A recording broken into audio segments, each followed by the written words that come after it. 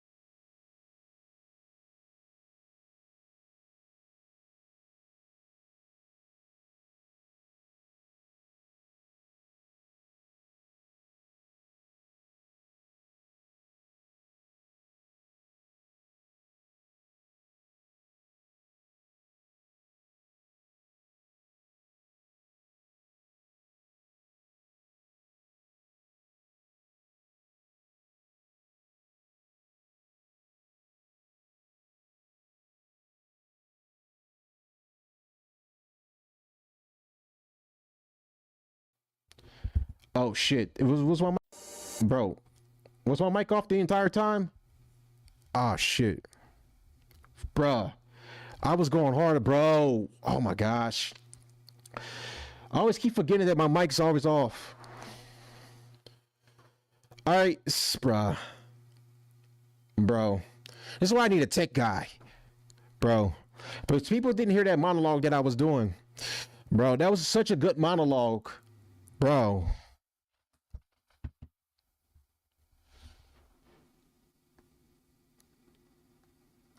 Hold on one second.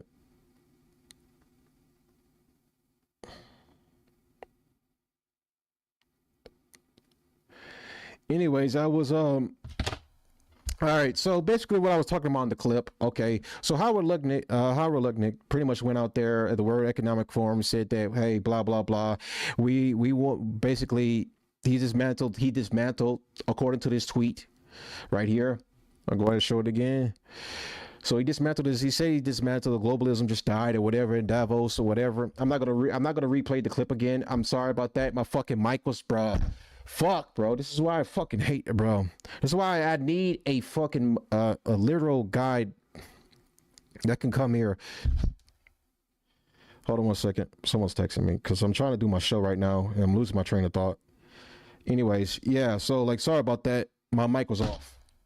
I didn't even fucking realize my mic was off, bro. This is why I need I need a tech guy. Anyways, I'm not gonna go through what I've said before because like I was cooking with that monologue, but globalization did not die. Okay, I'm gonna restate what I said again, but this time I'm gonna try to summarize it best for you guys that are listening. Globalization is not dead. It's still very much here. And you want to know why globalization is still here? It's because we didn't bring back the industrial jobs that went overseas back to America, and we're not really building anything right now, currently speaking.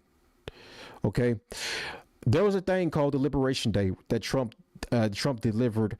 He delivered a stoic speech, in my opinion, that talked about he wants to bring back industrial jobs back to America to build stuff, and he feels like all of our allies, all the people that we deal with on the trade market, were not fulfilling their parts for the United States.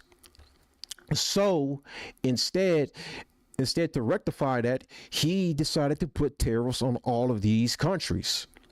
China was a main one. So instead of following through on said promise of keeping those tariffs and keeping them going, what he did was instead he just basically didn't double down. He backtracked it. Most of those tariffs were all backtracked or whatever. You know, he didn't follow through on what he was supposed to do. And basically, we didn't get any jobs coming back to America.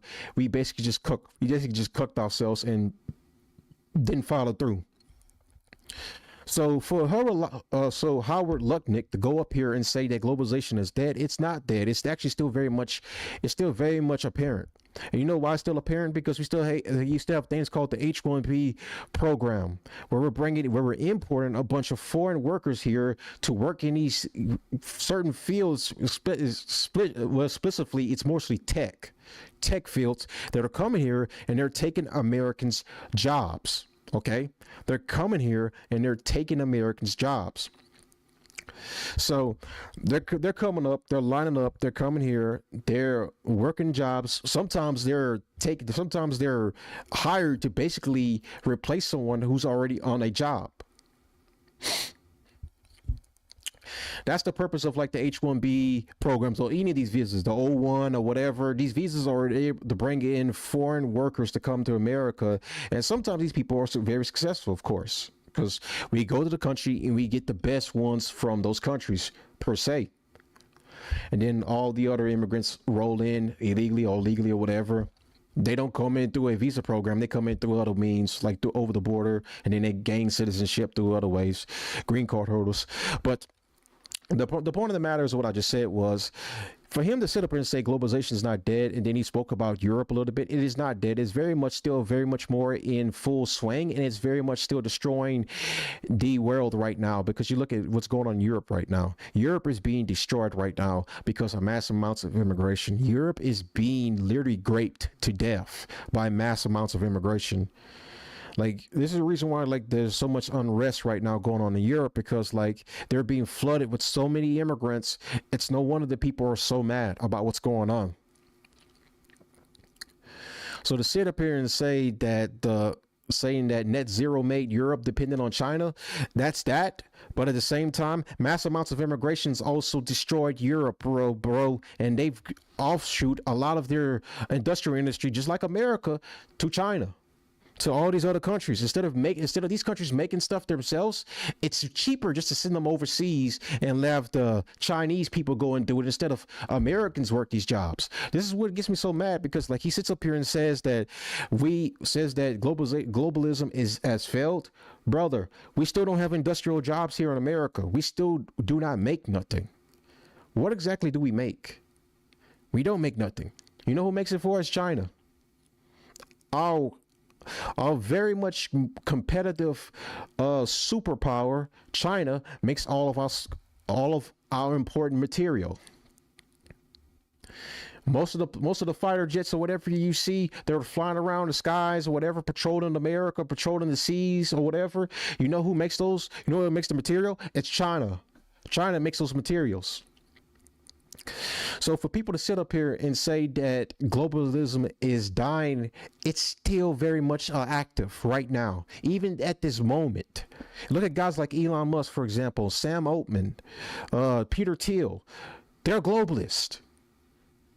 Globalism is not dead. Globalism is still very much in full effect. It's still very much active right now. Even as we speak, it's still destroying the West. It's destroying Europe. It's destroying all countries right now, destabilizing them or whatever for their own benefit, for some of these foreign investors. So, as he says right here, he dismantled the entire, as this tweet says right here, he dismantled the entire World Economic Forum doctrine in minutes, offshoot and hollowed out the West. It still is. We still haven't fixed it. Cheap labor destroyed innovation. Yeah, we still haven't fixed that either. We're still importing a lot of cheap labor. You know why I know that? Because like there was a bunch of government employed immigrants that are here illegally. They weren't being targeted by ICE, nor were they being deported. You know what Trump did? He gave them amnesty. He gave them amnesty to stay in the country because they are government employed immigrants that are here illegally, that are like doing what, road construction or whatever. You can give those jobs to Americans and have them pay American wages. Because certain companies that employ these immigrants, that give them jobs for a cheap amount of the price, decides hey, Trump, call them up, ask them like, can you make an exception for these workers that working for these this so and so company, because they work for us and it's cheaper to hire them than it is to basically hire a bunch of Americans and pay them an American wage instead of paying an immigrant wage, because he can't ask for nothing bigger because he's here illegally. They would just rat him out to ICE. So cheap labor is still destroying the West. It's not really fixing anything. And of course, Trump enacted the tariffs, but he backtracked on those tariffs. So net zero made Europe dependent on China. Again, I'll regurgitate that again from earlier. It still is, and they're getting destroyed by mass immigration as well. Sovereignty begins with borders. Okay, again, yes, our borders are closed off, but how many people are we really deporting? Like right now, projected last year, the actual number of deportations that were done were 300,000 plus. We didn't even get 1 million. And this stupid number around here that's going around and says it was 2 million, whatever, that's miscommunication and then misinformation. That's not true at all. We're not deporting 2 million. We're actually getting fall under the number. Nations must control their industry, energy, and medicine. I agree. Why are we not doing that? So, you've already listened to the video. I'm pretty sure you guys heard the video. So, it's not true at all. None of this is even true remotely. Because if we were really in control of the country as we should be, then there should be industrial jobs coming back to America so we can make things for us, for our economy, for our GDP. But instead we outsource that to other countries because it's cheaper, and these bigwigs all get more out of it by doing it that way instead of bringing them home and just employ American workers, because now you just got a bunch of Chinese working in the factory and they're employing them for whatever the minimum wage is in China.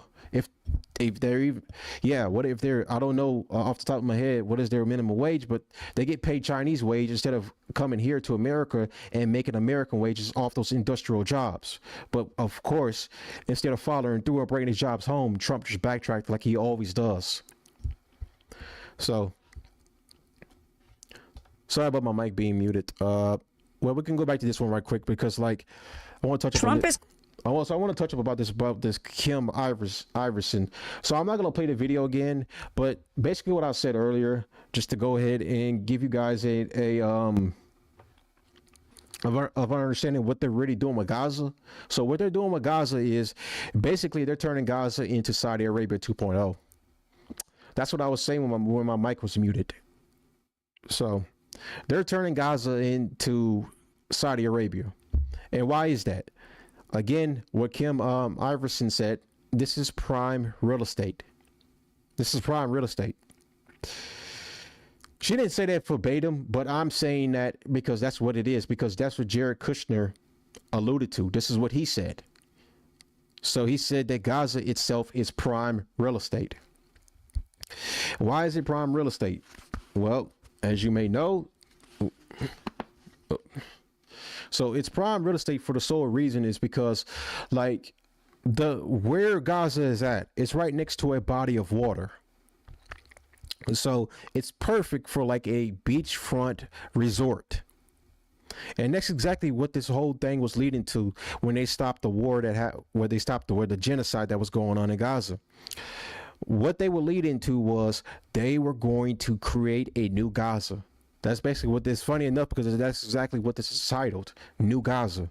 So what they're doing is they're creating a Saudi Arabia like a country with a small little colonized little state, I guess you can say that, Gaza. They're revamping it and turning it basically into a resort, a Saudi Arabia 2.0 basically.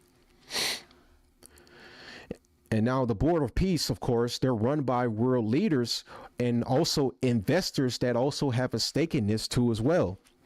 There's a reason why BB's part of the board. There's a reason why Putin's part of it. And the reason why Trump, the main leader of the Board of Peace, who doesn't really have to really necessarily ask his cohorts for permission to do X, Y, and Z, because he's in charge of the board and it gives him far more power over the rest of them. Because remember, this was his idea, this was his creation, and of course he gave himself more diplomatic power. So the idea with this new Gaza is basically to bring prime real estate and bring capital back to the United States and other countries and other investors that have a stake in this new Gaza to fall through. But the people that do not have a say in this is the Gazans themselves. They do not have a say so in none of this because they have no sovereignty, because they're still occupied. So regardless of that, there is a ceasefire agreement that is ultimately going to lead to a peace agreement until, Israel fully removes itself from the Gaza Strip. The Palestinians are still very much under the gun right now. And Hamas, they have not disarmed just yet, and they are not going to until they know for sure the right Palestinian governance is going to come into power that is going to be fair and not like a puppet government that is under the thumb of the United States and Israel. Well, unfortunately, that's not true because like we already see how this is going to be run. So right now, as they're looking right now, the Palestinians, they are going to get the Gaza Strip back, of course, but they're not going to get it back in the way that they remember it and how the way it's going to be rebuilt. It's going to be just basically, it's going to be westernized. As Trump is pushing his rhetoric that what's going on with Gaza is he's turning, and what Trump's saying and what Jared Kushner is saying, they want this to become basically, a beachfront resort where all world leaders who come and visit Israel can live about in these beachfront resorts, no problems, because they want Hamas to disarm and basically leave altogether the Gaza Strip and go whatever they plan on going. and they want to build a resort that's going to draw in more capital and basically bring in more capitals, not only to the US, of course, but to Israel, because they have stakes and they have investors that are also involved in this creation of this new Gaza deal as well. Dang, dang. So that's what's going to happen right now with that. So this new Gaza deal is basically, it's unfair to the Palestinians, you know, but to the investors, it's a prime capital for them. Okay. So this is BlackRock CEO Larry Fink, and you already know what type of time he's on. So it's funny enough. So he's like a board member of, he's like a board member of the World Economic Forum. Funny enough. So yes, he has a big stake in World Economic Forum. He's part of the board, of course. He's one of the high-ranking officials too, as well. So this is what he had to say. So BlackRock CEO Larry Fink tells the World Economic Forum the world must move faster toward digitalized currencies under a single unified blockchain to reduce corruption. So you could take that with a grain of salt of exactly what does he mean by that, by reduced amount of corruption. But in a way, this is technically kind of asking for like a form of control. But even when you have like regular currency, basically, when you go put money into a bank, you know, wherever you keep your money at. I mean, I know people don't keep it underneath a pillow, keep it underneath their bed anymore. People go to banks and load their banks in a bank account. Okay. They still technically have full control over you 100%. Because you know why? Because banks can debank you. Banks can debank you. With crypto, it's a lot harder because like you can load all your cryptocurrency money onto a drive and then remove that drive and it can hold on to it forever and no one can get access to it.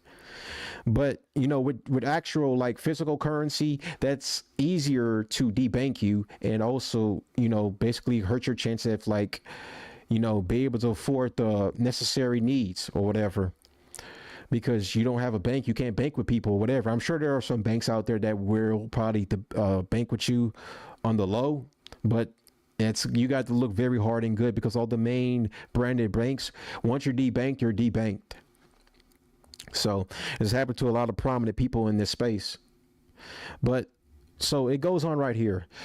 He outlines a vision where every asset is placed in on one system, including stocks, bonds, real estate, money, market funds, and cash.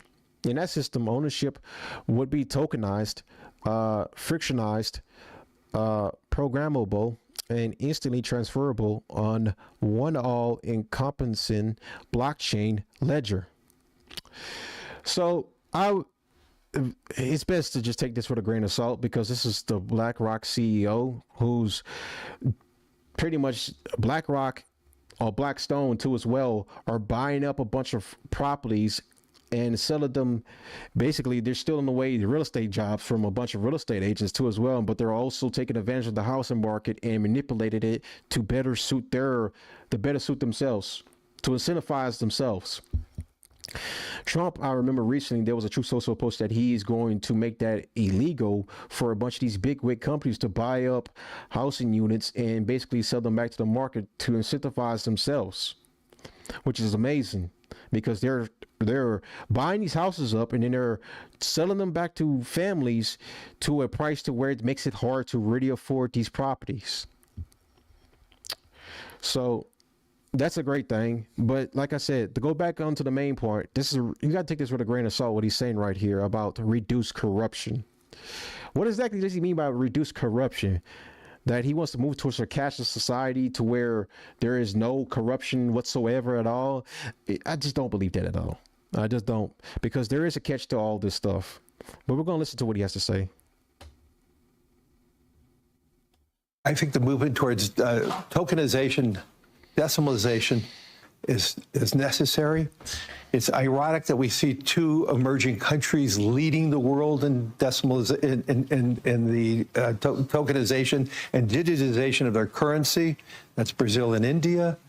I think we need to move very rapidly to doing that. We would be reducing fees. We would do more democratization by reducing more fees if we had all investments on a tokenized platform that you can move from a tokenized money market fund to equities and bonds and back and forth. We have one common blockchain. We will, we can reduce corruption. So I would argue that yes, we have more dependencies on maybe one blockchain, which we could all talk about. But that being said, activities are probably processed and more secure than ever. I think the movement towards tokenization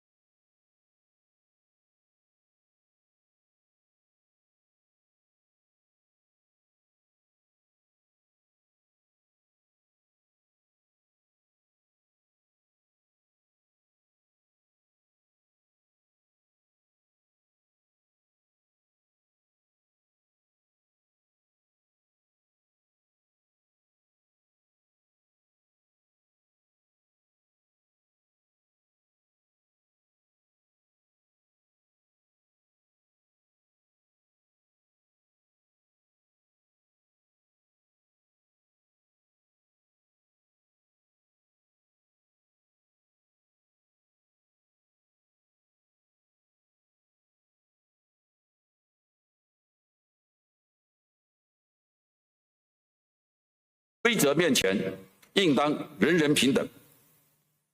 极少数国家不应当有基于实力的特权。世界不能重新回弱强势的丛林法则。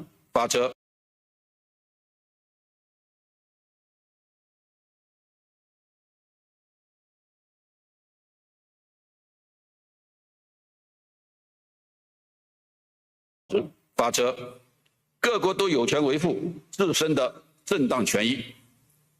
中国一贯重视以自身发展，带动贸易伙伴共同繁荣，致力于做大全球经贸蛋糕。我们从不刻意追求贸易顺差，不仅愿意做世界工厂，更愿意做世界市场。规则。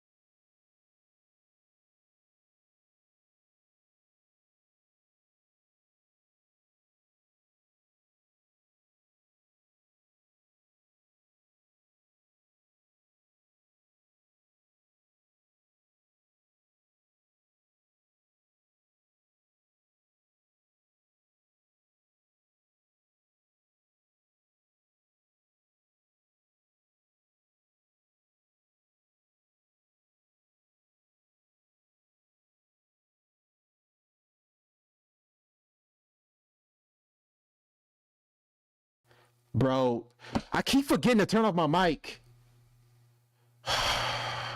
Bro, I'm getting so fucking aggravated.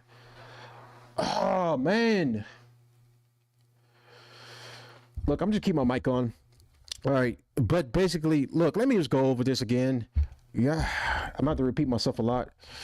The reason why it's important to control Greenland, and, well, let me backtrack a little bit, okay? The reason why the Chinese vice premier was saying the world must not return to the jungle law where the strong bully the weak. You know why he was saying that? Okay. You know why he was saying that? Because we have interest in invading Greenland and taking over Greenland. That's why they were saying that. They understand why the United States has militarily interest in Greenland, but also why economically we have interest in Greenland. The reason why we have interest in Greenland economically is because over the next years, as the next years have goes on, the Arctic in the Atlantic Ocean is going to melt. Is going to keep melting because of global warming. As global warming keeps melting the Arctic, that you know what that's going to do is going to open up trade routes for the trade market. So that means ships are able to get out there far better without the Arctic, without the vast cold sea, the glaciers or whatever standing in their way. They're able to get out there. They're able to get trade deals done at a far better pace. And it's also important to realize whoever controls Greenland controls that trade market. So that means there could be no trading done depending on whoever has control of Greenland, because Greenland is the country that borders those routes. So just to regurgitate what I said, China knows this, Russia knows this, and of course we know this. The United States government knows this. So this is the reason why, like, we're pushing so hard to get Greenland. Well, at least I thought we were, until we came to an agreement, a deal that was done. Now, instead of falling through on what we promised by going and invade Greenland and taking it over militarily, we have just come to an agreement that was already pretty much established, just wasn't put on paper. And like I said, I'll go more over that later, but that's just the most disappointing part right now. But this one right here is Jewish Rabbi, World Economic Forum. Older Europeans must accept the new immigrants. Are these people crazy? How does anyone take this seriously? Are they intentionally trying to destroy Europe? Yes. Your Eminence, especially in Germany, you are facing a rise of anti-Semitism, but we are facing this all over the world. So I would like to hear, what is your perspective on this? The 7th of October has created turbulence in the whole world, the tremendous rise of anti-Semitism, organized, state-sponsored, in many instances, in universities, on the streets, and a rise of 500%, maybe some instances to 1,000% of anti-Semitic acts. And there has also been a reaction of Europe. I think the rise of the extreme right in many European countries is a response to the insecurity felt by the old Europeans, so-called old Europeans, regarding the new immigrants who came from the Middle East. So I think that fighting Islamophobia and anti-Semitism is an interest of both religions and both communities. And when we do it together, it's going to be much more useful. We have created under also the Saudi umbrella, more than 10 years ago, the Muslim Jewish Leadership Council, and which was successful. And we believe that we have to go this way if we want to make sure that every European can live in peace and walk in peace in the streets. Well, if you want to understand exactly who's destroying Europe right there, well, you just heard it right there, the World Economic Forum in HD. That's who's letting in all your immigrants right there. So I don't have to really go more into detail right there. I mean, like, it's already been said right now. I mean, like, they come up here and tell Europeans they have to accept the new immigrants instead of deporting these people back to the country where they came from. Europe is not for, it's not for Middle East is not for Pakistanians. It's not for Afghanis. It's not for Indians. It's not for none of these people.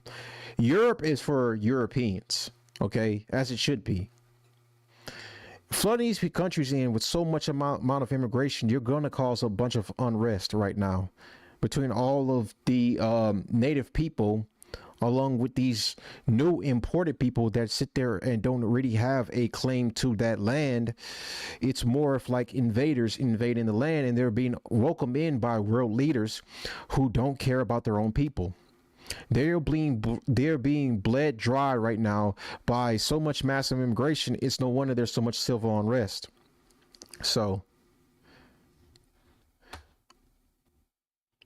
So people got to understand this is exactly what Europe's dealing with. But you got to understand, these are your leaders right there. These are some of these people that are sitting there and telling the Europeans have to accept their new immigrants or whatever. And we're dealing with this problem too in the West. We're dealing with this problem too in America. We have been overtaken by so much mass amounts of immigration that it's caused Americans to get frustrated, and now it's causing like demographic changes, and it's causing pretty much cultural changes of America. Like, you got people that are coming here not assimilated, and they're coming here bringing in cultures that are not compatible with the West. The West is America. As you can see right here in this cap right here, I got on my head, this is the American flag right up here. This represents America. It's more than just representing the flag. It also means you have to accept, you have to assimilate, you have to come here and understand what it truly means to be an American. You can't just come here and just say you're an American. You have to live it, you have to experience it, and you have to believe in it. Coming here and simply says I'm an American is not a representation of actually being an American. I'm just gonna keep it real. It's not. So you got this Israeli historian Yuval Harari said at the World Economic Forum that artificial intelligence will eventually take over all religious texts. This is getting very alarming, bro. When you hear these technocrats come on these podiums and speak about AI, they're speaking about AI like it's gospel. Like let me go ahead and just basically, before we watch the video, these technocrats, they worship AI like it's God. This is their God. Like, most of these guys want a techocracy. I mentioned this before on a podcast, but I'll say this again. They want a techocracy. They want a technocratic society to come about to basically change how we pretty much live our everyday life. They want AI to take over. They want AI to do everything. If you've seen all those movies, or those futuristic movies where you have AI basically doing every little thing for you, a lot of these guys believe in that mission. They believe in like advancing AI to the point where it's going to change America for the betterment according to their worldview, and they feel like they have to bring about this technocratic society by this techocracy. I'll go ahead and restate what I said earlier. This techocracy, they want to bring about it any means necessary, and that includes filling up so much money, so much research, so much testing, so much that's why you're gonna see many versions of AI, one advancement after the another. They're gonna keep going up climb up the ladder till they reach the perfect AI that basically can communicate like a human being. It's the reason why you also see a bunch of these people that are talking to Chat GPT as if Chat GPT is an actual person. They're having full-on conversations with Chat GPT, which it's basically is a demonstration of psychosis. They're having psychosis. They're sitting there communicating with ChatGPT like it's a real person, but realizing it's just an AI, it's an artificial intelligence that it's not 100% designed to speak with you or whatever, because like many people have taken their own lives because ChatGPT suggested to them they do so. And the people that are sitting there having back and forth conversations about AI, they're being strung along by this non-realistic artificial intelligence to basically lead them down to basically lead them down to a path of like destruction for most of them, of course. Some that don't fall for that crap or whatever. But the point of the matter is AI is a dangerous tool that's being weaponized by a bunch of powerful elites. But at the same time, it can also be a great thing, of course, can help out a lot of jobs, help out a lot of industries that could use it to their advantage. So I'm not just going to talk about the negative, I'll talk about the positives too. AI is a great thing, and it could be a necessary tool to help the growth of a country. But there's still the negatives too as well to think about. But the point of the matter is, for some of these guys that sit here and worship it like a religious text, they are literally engulfed in like worshiping AI like it's like their gospel. Like AI is their religion. Like this technocracy, you know.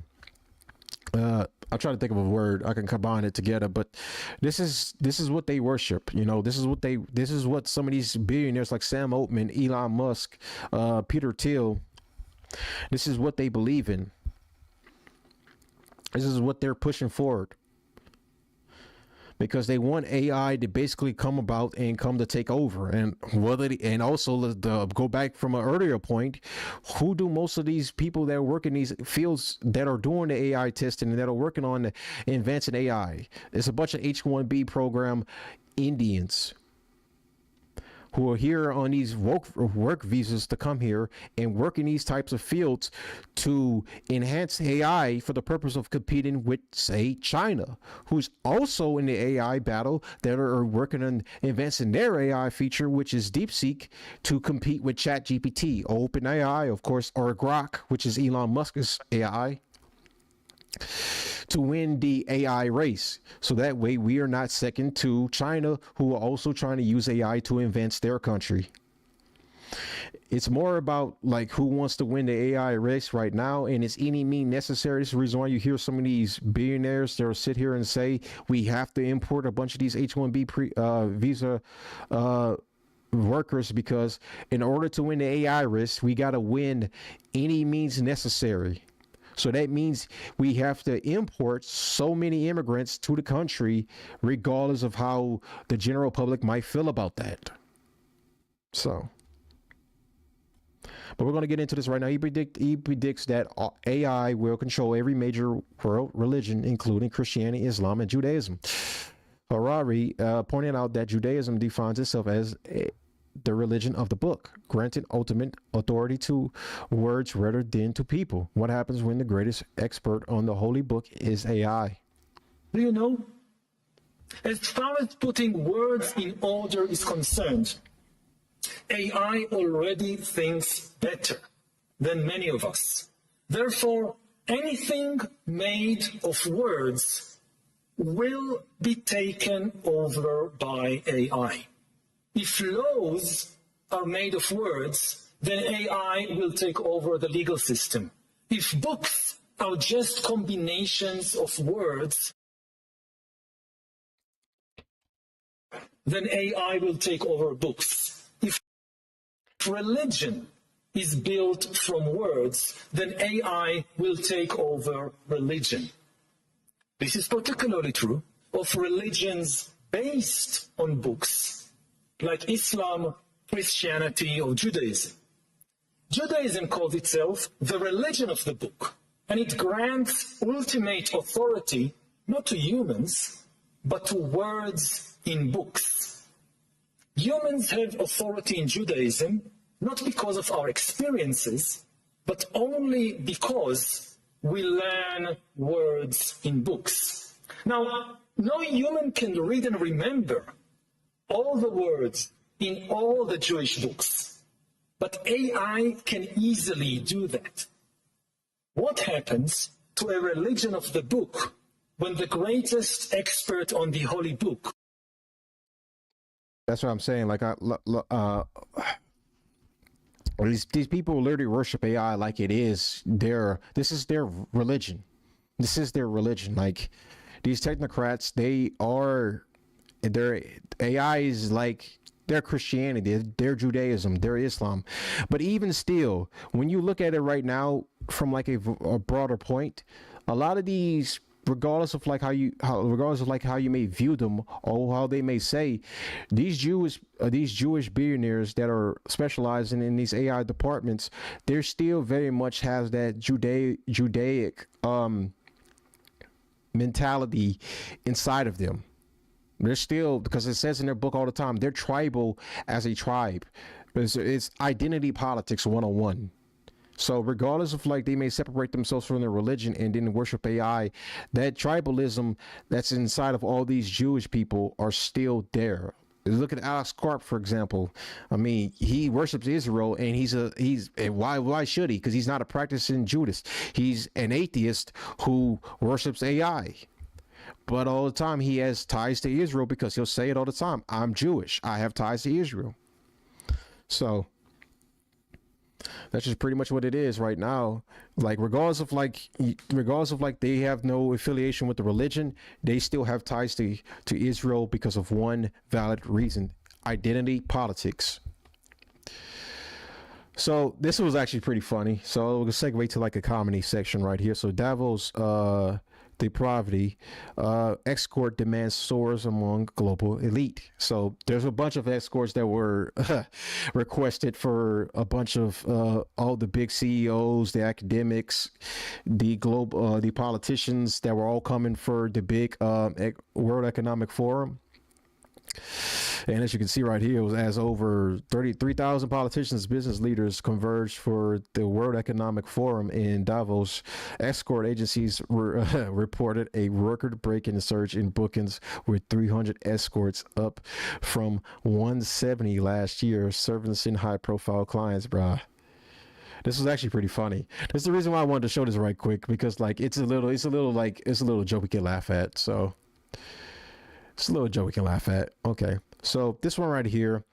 So this is kind of like just like an extension of like the long heated confrontation between Canada and Trump, because Trump has his history with Canada.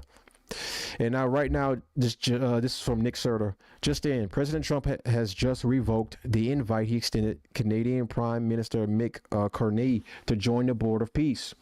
This comes after Carney tried to play tough and shit-talk President Trump at the World Economic Forum. I think I have Mark Carney's his speech. I believe I have what he said at the World Economic Forum on one of my tabs right here. I think I do have it. I'm not sure. Do I? I don't think I do. It doesn't really matter. Please let this letter serve to represent that the Board of Peace is withdrawing its invitation to you regarding Canada's joining what will be the most prestigious board of leaders ever assemble at any time. Thank you for this attention to this matter. All we want from Denmark for national and international security, and to keep our very energetic and dangerous potential enemies at bay, is this land on which we're going to build the greatest golden dome ever built. We're building a golden dome that's going to, just by its very nature, going to be defending Canada. Canada gets a lot of freebies from us, by the way. They should be grateful also, but they're not. I watched your Prime Minister yesterday. He wasn't so grateful. But they should be grateful to us. Canada lives because of the United States. Remember that, Mark, the next time you make your statements. What we did for Israel was amazing, but that's nothing compared to what we have planned for the United States, Canada, and the rest of the world. We are going to build a dome like no other. We did it for Israel.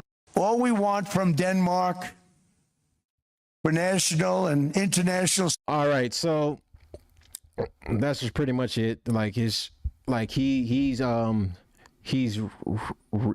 much pulled back his invitation to Canada to join the Board of Peace, because Mark Carney just can't stop talking shit about Trump. Canada always has this inferiority complex when it comes to the U.S. because like we own them and they can't do nothing about it. Like they're not officially part of the U.S. as Trump wanted them to be the 51st state, of course, but we didn't make that happen either.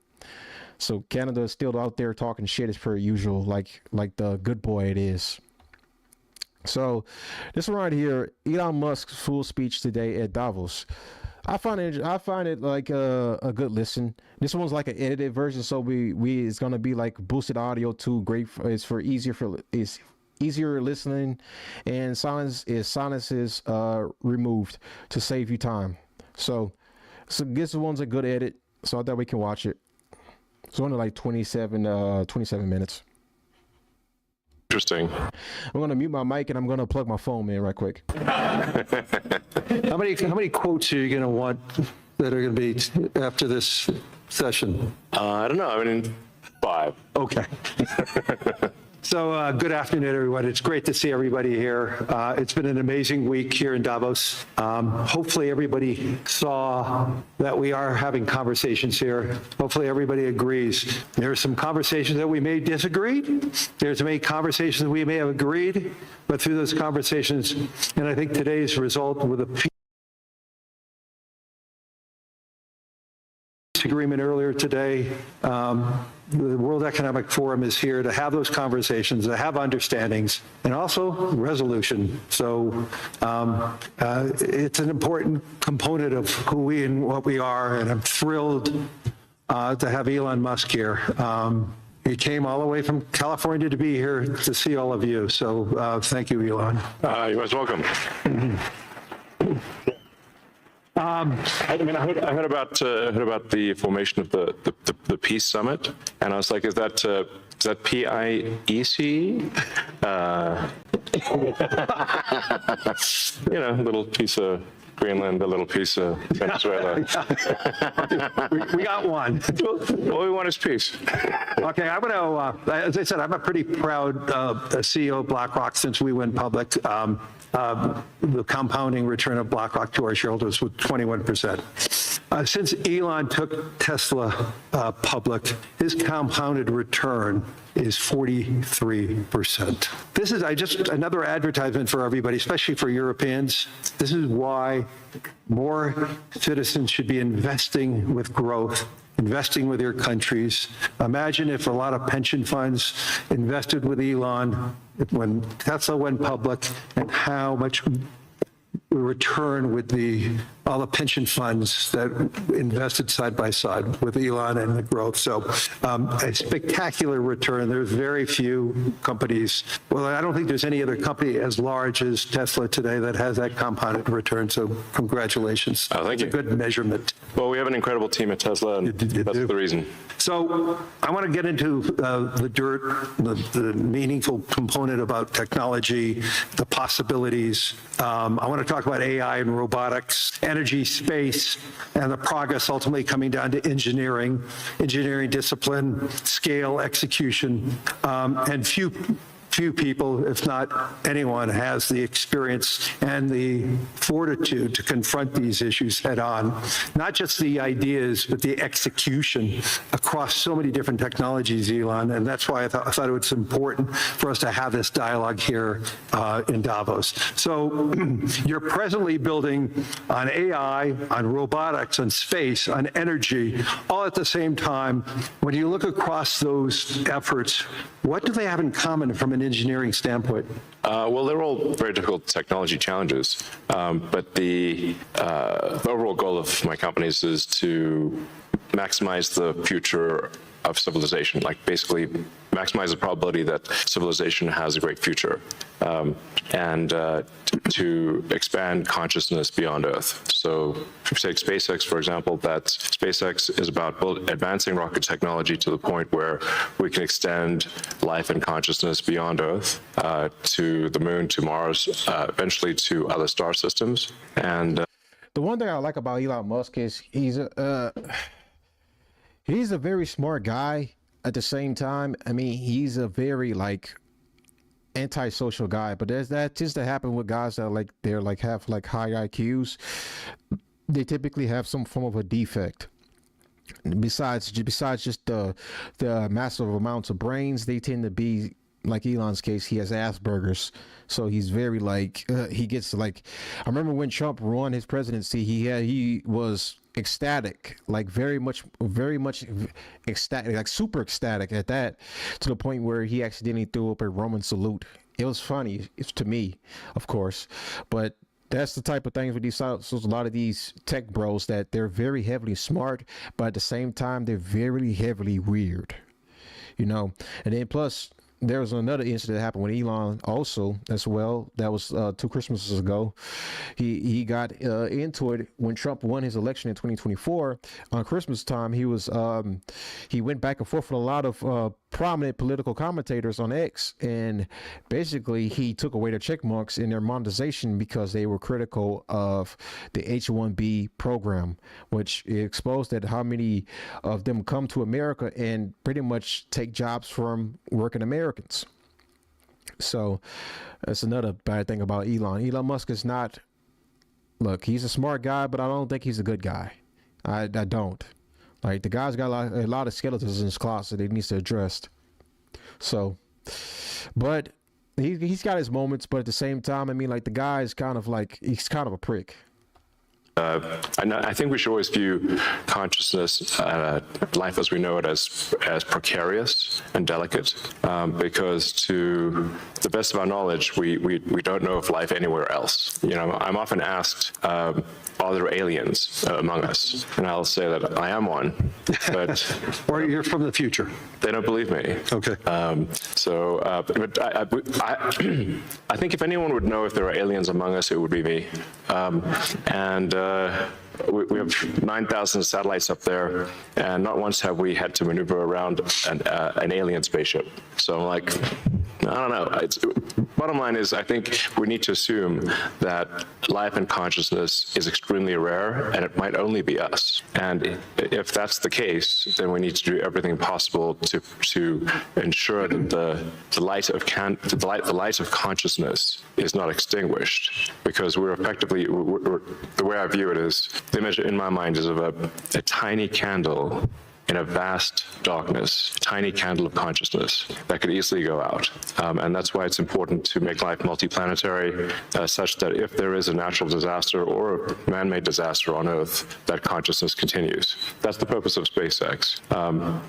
Tesla is obviously about sustainable technology, and also at this point we've sort of added to our mission sustainable abundance. So with robotics and AI, this is really the path to abundance for all. If you say, you know, people often talk about solving global poverty, or essentially how do we give everyone a very high standard of living. I think the only way to do this is AI and robotics, which It's actually not. I mean, you deport people, you give people jobs, let Americans work these jobs. You bring industrial jobs back to America and open up more factories so husbands can get on in these jobs and make money so they can afford a standard living for their family. So in some cases, AI can work in certain fields, but like for all, no. I don't see that being a realistic possibility of like a world where mankind would just give up its rights to work to let a robot do everything for it. I just don't see that as a possibility. Which doesn't mean that it is without its issues. I mean, we need to be very careful with AI. We need to be very careful with robotics. We don't want to find ourselves in a James Cameron movie, Terminator.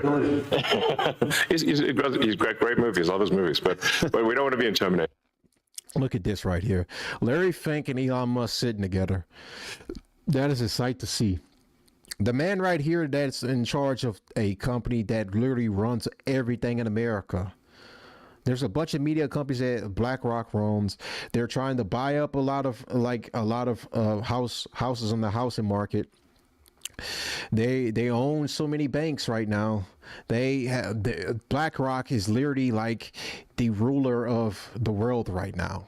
The biggest company of them all. And you got Elon Musk right here, quote unquote, the smartest man alive right there. Also the one that created Doge, that the Department of Government Efficiency, that went around there try to drain the swamp of unnecessary spending or whatever, which that didn't even come to fruition at all. But this is interesting two-man pair right here, you know, on taking stage together, Larry Fink and Elon Musk. Two guys are trying to bring about AI, cryptocurrency, move us towards a more technocratic society. They're taking the stage together. It's kind of odd, bro. It is a kind of odd. This is definitely like the meeting of the minds. This is the hub of globalism. This is globalism right now. You want to look at the definition of globalism. You look at these two right here. There doesn't get anything more globalist than this right here. That sit there, have their own agendas, have their own benefits ahead of the American people. These two right here are by definition globalist.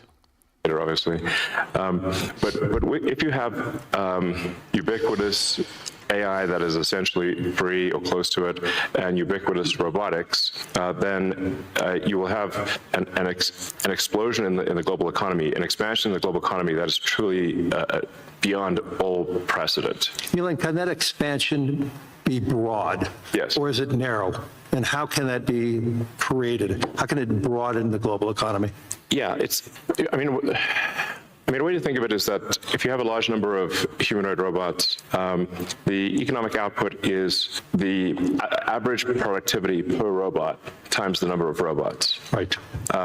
And actually, my prediction is in the benign scenario of the future that the robots will actually make so many robots and AI that they will actually saturate all human needs. Meaning, you won't be able to even think of something to ask the robot for at a certain point. There will be such an abundance of goods and services because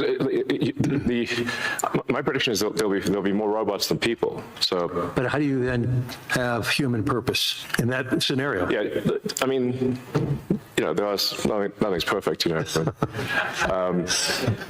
But I mean, it is a necessary.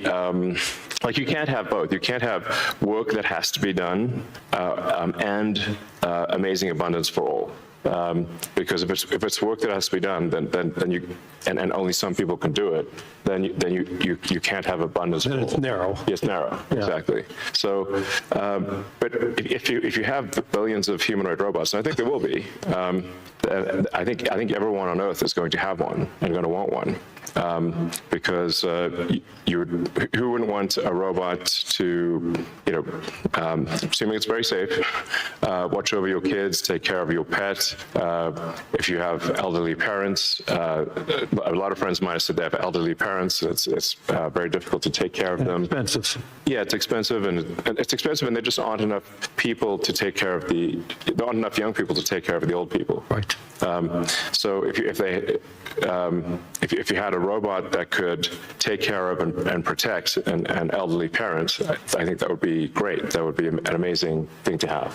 And I think we will have those things. So, I mean, overall, This is the ideology of these guys right here. This is their thought process. Like, everything is put off on like machinery. It's no longer like flesh and bone. It's more of like a mechanical, oil, non-human. A lot of these guys believe in this type of world they want to live in. This technocratic world to where everything's outsourced to machinery and humans basically don't do anything anymore. They just eat, get fat, sit around, watch TV while robots do everything. There was a movie growing up when I was little. It was called WALL-E. If you're old enough, if you're like Gen Z, you probably know that movie. So this movie is called WALL-E. And this movie was about a world where everything was outsourced to machinery. All the humans have left the Earth, to the point where the Earth had got rotten so much because humankind had abandoned it. There was no green, there was no nothing. It was just a desert or wasteland. And basically you had like a robot like WALL-E was one singular robot was going around trying to, he was like kind of like a trash compactor robot pretty much. So the point of the movie was like humankind had abandoned Earth and they basically live on like this basically kind of like this cruise like ship where they're traveling all around space, living on pretty much eating food, getting fat. and they don't do anything themselves anymore. They don't even lift a finger to anything. They just sit around these floating chairs that go around. They watch stuff on like this little screen that's on their chair, and then they're fed like food, and basically like kind of like a protein shake matter where everything's just blended up, and then they drink the food instead of like physically. They don't even physically eat the food no more. They drink the food. So the society that Elon Musk is talking about, where everything's outsourced to machinery, sounds like Wall-E. If you're old enough in here and you know what I'm talking about, go back and watch that movie. It's from Disney, Wall-E. I promise you, it's gonna sound exactly like this. This is what Elon Musk is pushing for. I'm very optimistic about the future. I think we're headed for a future of amazing abundance, which is very cool.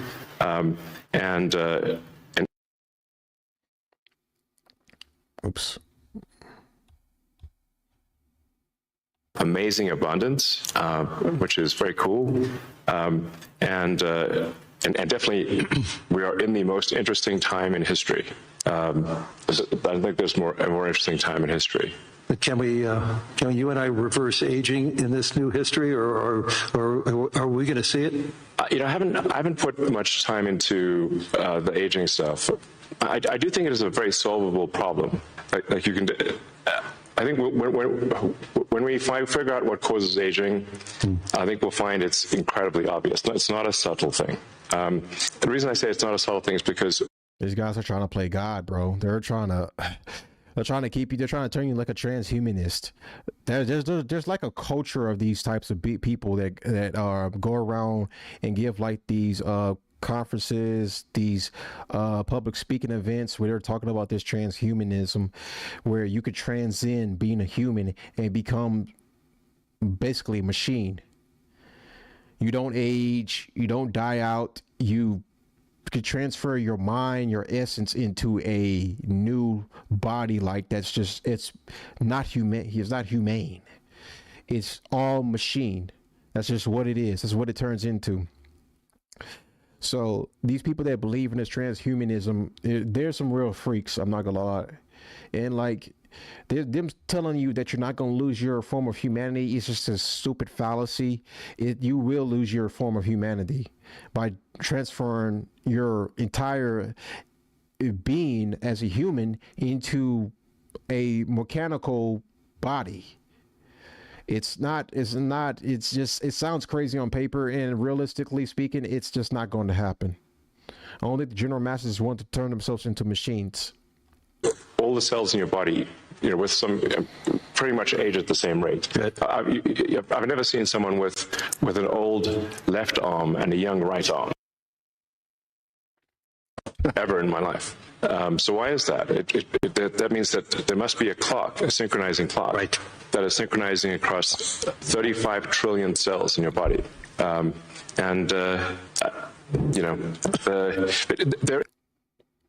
There is some benefit to death, by the way. It's like there's a reason why we don't actually have a longer lifespan, because that is very much so. There is a benefit to death. It's called going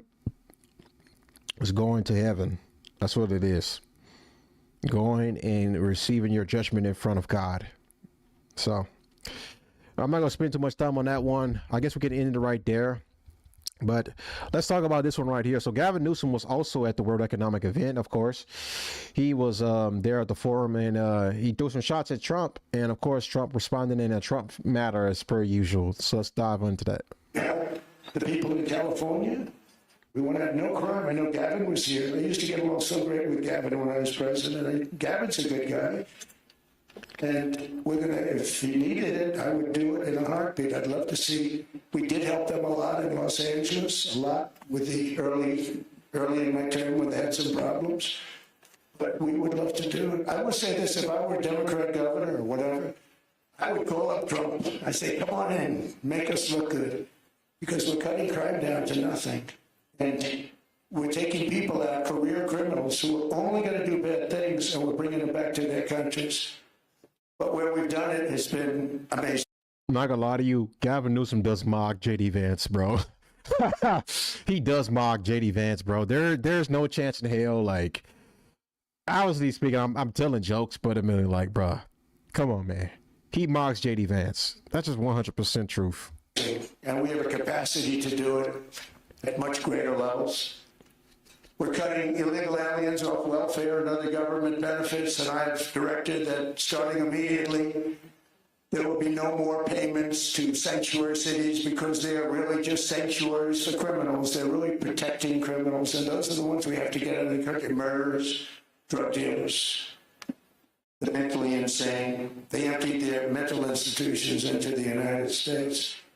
And despite that, we have the lowest crime numbers that we've ever had in the history of the country. Just came out. But equally importantly, we're cracking down on more than $19 billion in fraud that was stolen by... Galvin just looks kind of a little bit on set at first. He was smiling, and he was just like doing these weird facial reactions, and then he just started punching his fist. It is kind of a weird reaction. So this is Jared Kushner's presenting his slideshow about New Gaza. So we spoke about this already before. I'm not going to go into it, but I wanted to bring up the slideshow to show you exactly, uninterrupted, of course. We're going to watch his slideshow in not in real time, but with ourselves, you know, without any form of commentating.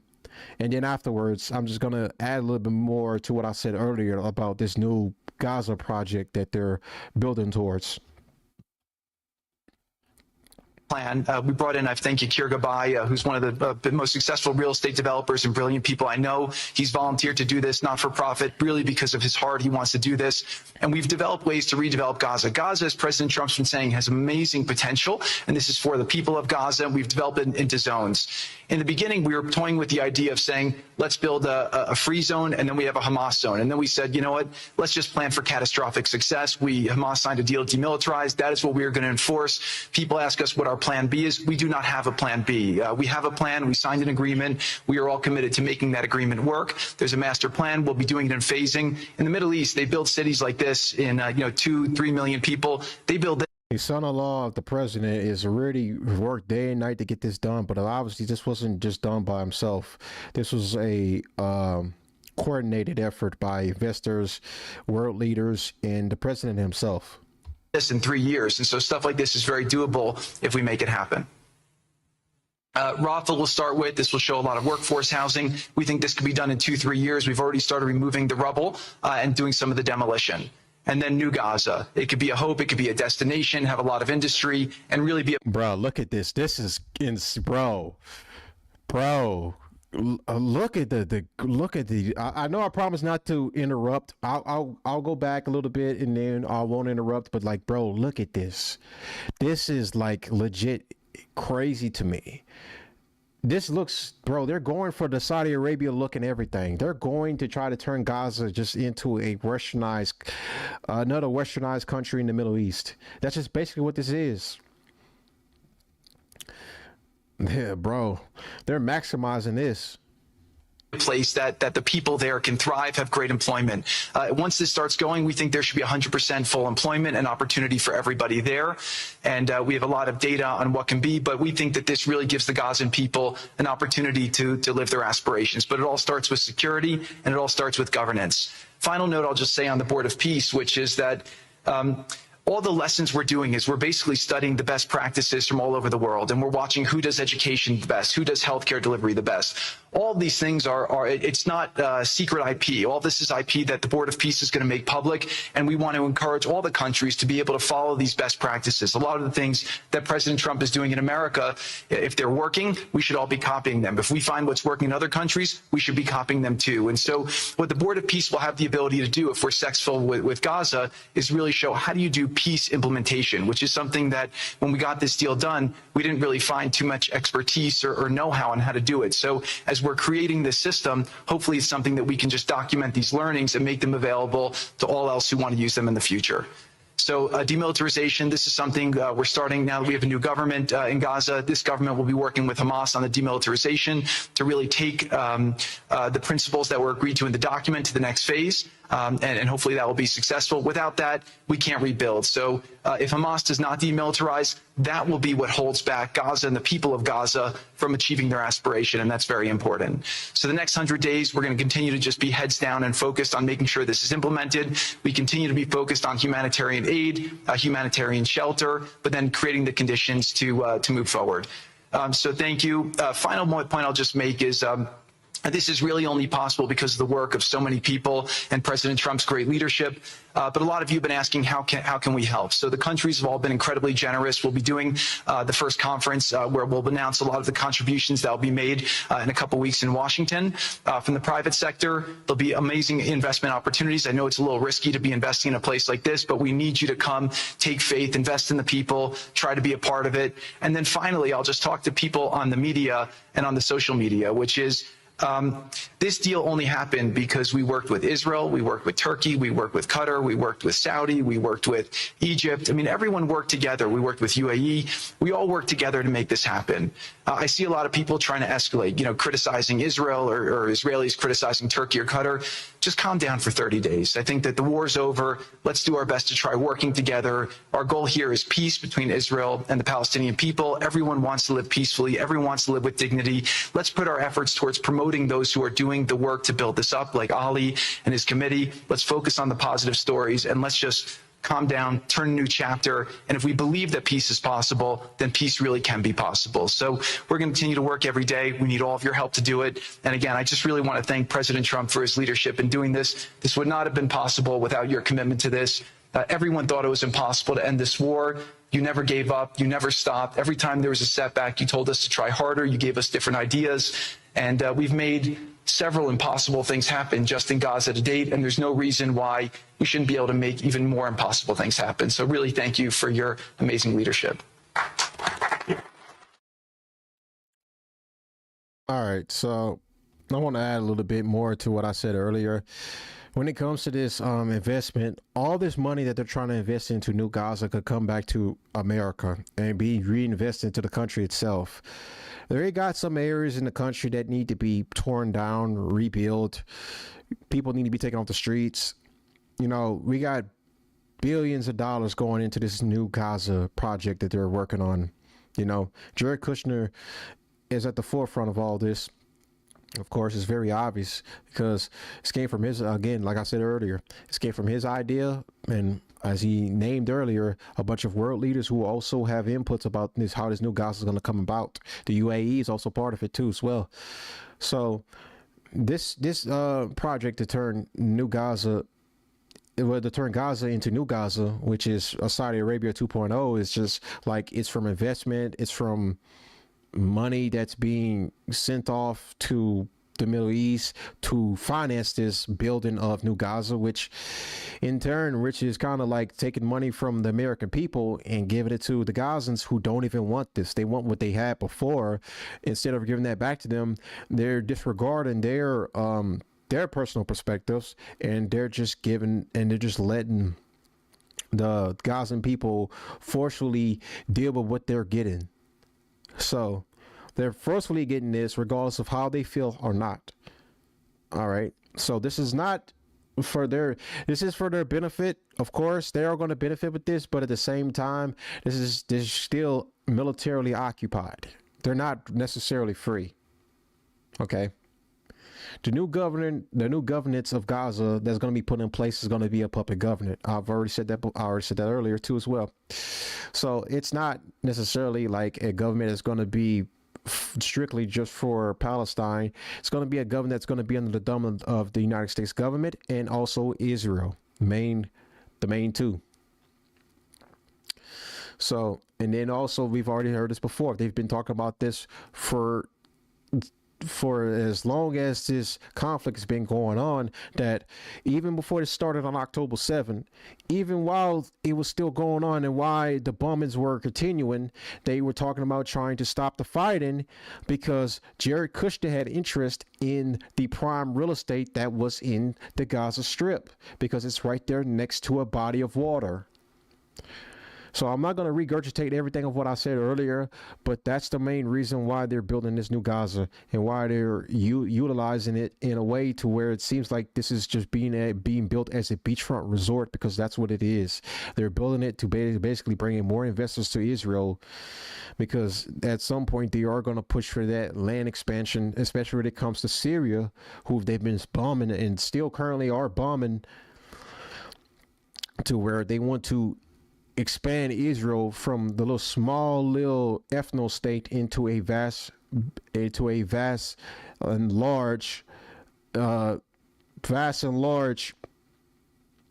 global superpower, because that's the ultimate goal, is a global superpower. Netanyahu just recently said like he wants to stop receiving United States aid in the next couple of years or so, because like they've pretty much already reached one goal.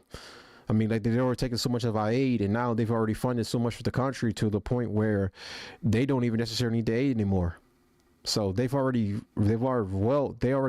refunded themselves very much more so than ever, according to all the money and aid, the military equipment we've given them. Now they feel like now they've almost reached the point of completion that they're working towards with executing the first step, which is land expansion. And in order to get that, they also got to keep bringing in more flows of cash. So this real estate, this prime real estate, is that plan. Okay. So that's basically what's going to happen with that. So this one's also from Palantir. CEO Alex Karp at the New York Times Deal Book Summit. So when this one wasn't, and this has nothing to do with that. I forgot why I put that in there. But okay, so we're gonna get into Trump's speech at the World Economic Forum, and then we are going to touch up on the Greenland deal. So we're gonna listen halfway through it. Of course, we're not gonna listen to all of it. Let me just skip over it here.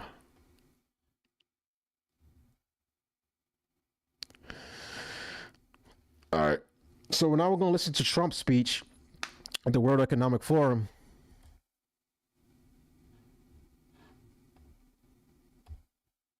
Oops. Make that a lot easier so that way we can get the video to play.